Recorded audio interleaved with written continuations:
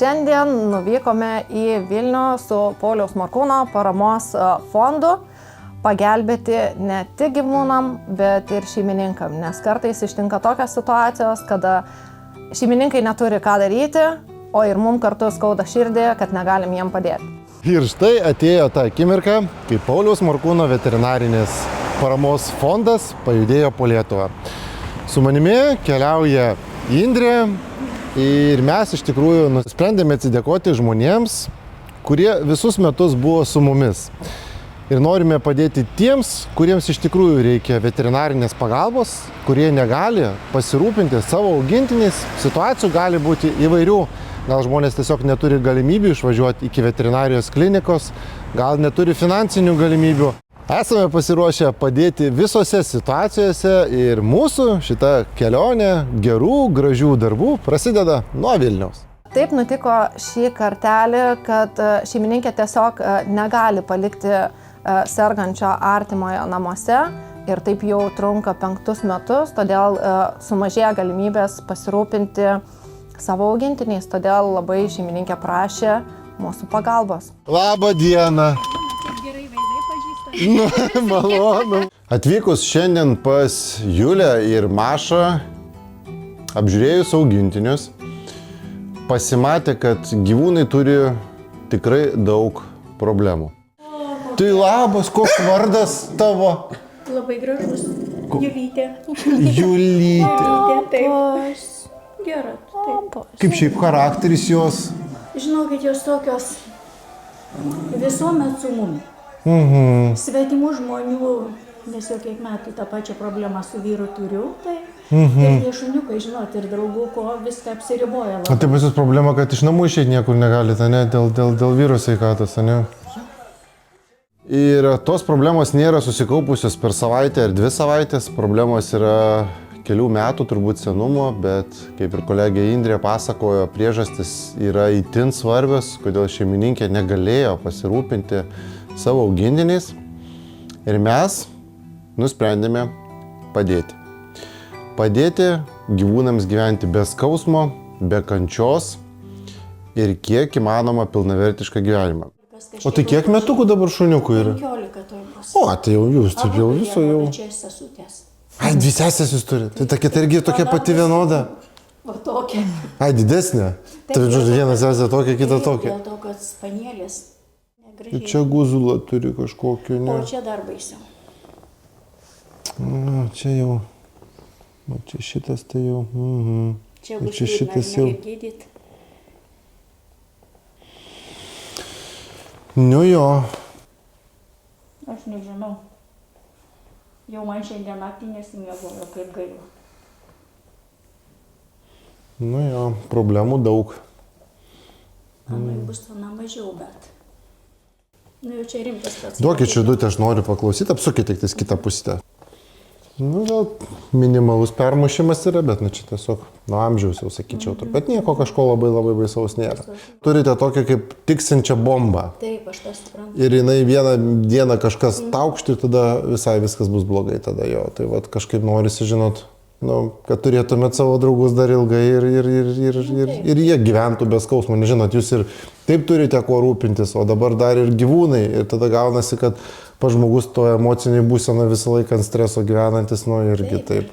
Ta pati rutina. Ta pati. Šunys, vyras, jie sėdė va taip ant sofutės. Iš vieno šono vienas, iš kito kitas. Arba kartais pasidalina. Vienas man, kitas jam. Ir draugauja. O kita situacija, kito šuniuko? Išeinu atnešiu. Nu gerai, nuneškit kitą, tada žiūrim kitą. Turime susiformavusius darinius ties juosmeniu, ties išangės vieta, kurie kelia gyvūnų diskomfortą. Ta mes pastebėjome atvykę pas augintinius į namus ir tiek pas vieną, tiek pas kitą gyvūną tų problemų tikrai yra nemažai. Taigi, abu gyvūnai, abidvi sesutės, nes gimusios yra tą pačią dieną, tuo pačiu metu, nors jų dydis vizualiai skiriasi netgi 2 kartus, jos abidvi atkeliavo pas mus į kliniką. Klinikoje mes atliksime pilnus išsamius tyrimus, kad išsiaiškintume, kokia yra bendra abiejų sesučių vidaus organų būklė ir bendra savijauta. Ir toliau mes pradedame operacijų ir procedūrų ciklą.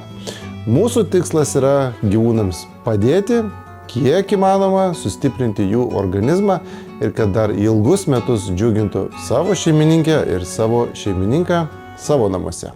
Tai vis tiek mes šiandien nieko. Šitiek reikalų reikia su vienu ir su O pirmadienį tu pacientai, net tavo telefoną. Šiandien? Pirmadienis neegzistuoja. Jeigu darai, daryk dar.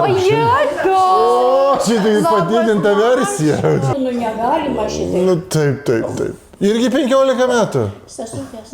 Irgi sesės, visiškai. Ir jinai ištraukta, išgimdi, tiesiog jinai Oha. pusiau kabo, mama neišgimdo, tai su pagalba. Abidvi. Tai jos, bet, dydis tai dvigubai žiūri, tris kart skiri. Toks, o kitas tavo toks buvo didumas. Oha. Badykit, jūs čia gal prisėskit tada biškutį jo. Viskas gerai. Gerai, negalima gražėti. Gerai. O irgi nieko kažko labai blogo nėra. Irgi nagai matau. Taip, dabar jo. Ir aš jau tiesiog nežinau, kaip tuos nagus jos neleidžia, aišku. Paskui kirpus kažkada buvau. Baisu kažką ir daryti, jo. Abu gyvūnai klinikoje panašu, kad turės pabūti apie savaitę laiko. Tokių procedūrų negalima padaryti per vieną dieną. Tam reikalingas stacionarus ligoninis gydymas, ką mes ir aptarėm su šeimininkė. Aš įsivaizduoju, kokie namai pasidaro tušti, kai tavo namuose būna pilna gyvybės, 2 sesutės ir jos vienu metu iš tų namų išvažiuoja. Mes nuraminame šeimininkę, kad mes tikrai pasirūpinsime iš visos širdies, iš viso noro padėti, kad tie gyvūnai grįžtų namo kuo sveikesni. Ar visas procedūras galima atlikti vienu metu? Mano kaip gydytojo nuomonė ne, nes kartais tiesiog traumatizmas būna toks didelis, kad tiesiog tai yra neatliekama ir svarbu pradėti nuo kažko. O pradžią mes tikrai padarysime labai gerą ir viskas vien dėl to, dėl gyvūno sveikatos. Tai smagu, kad augintiniai aplamai yra sulaukę 15 metų ir jie atrodo ganėtinai gerai. Tai dabar mūsų tikslas dar pridėti ne 1 metus prie tos sveikatos. Žiūrėkit, tada bandom kažką mes apsitart, ką mes čia galim padaryti. Reikia operuoti, žinokit. Ir vieną, ir kitą. O šitam kalbant. Dantis. Šitos geresnė situacija, ar ne? Bendrai jo, bet dantis, tai žinokite jo. Dantis tragiški abiejų.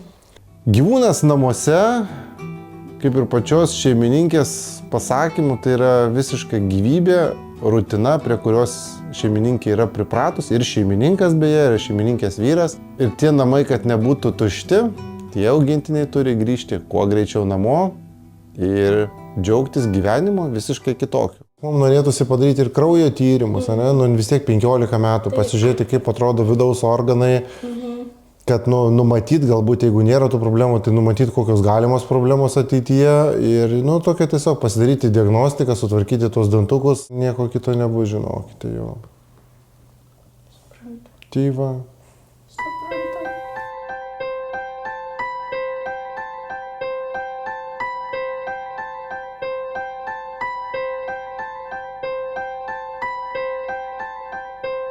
Viską, žinokit, ką, mums reikia palinkėti sėkmės, vis tiek, narkozės rizikų šiek tiek turime, 15 metų, bet, neišeina kitaip. Žinot, mes lauksim, kaip sakau, tiesiog sproks viskas vienu metu, nežinosit, ką daryti ir bus blogai. Žinau, viskas. Tai pasistengsim tikrai labai nuoširdžiai iš visos širdies, nes norim tiesiog padėti. Taip labai jau geri norai tikrai.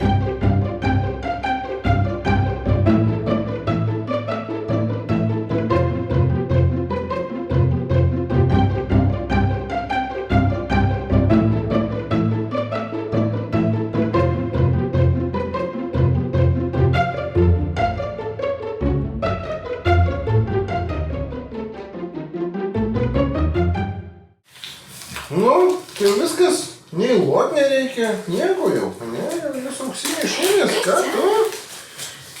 Laikom nosį, imam kraują, atpažįsim panelės, kaip jaučiasi.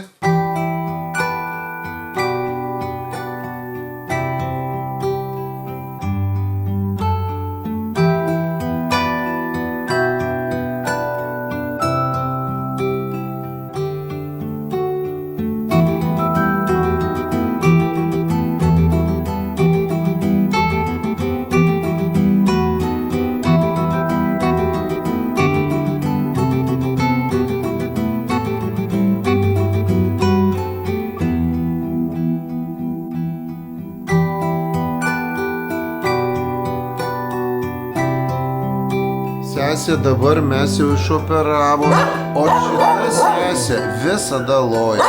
Tai tarp jų labai stiprus ryšys.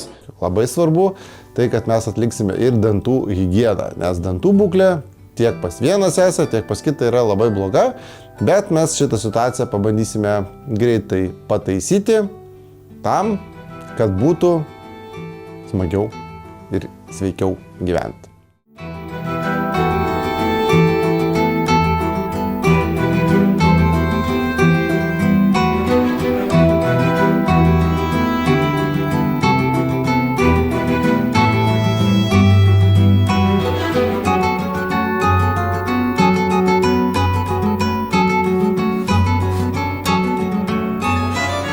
Sesės, kurios viską daro kartu.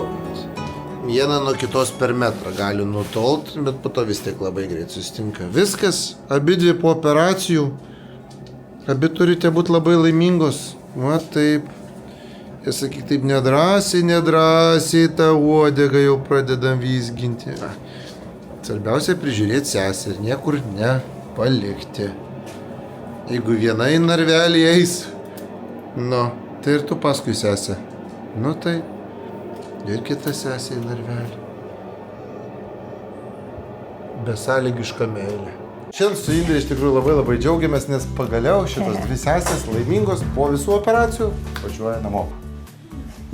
Sveiki, užeikit! Užeikit čia!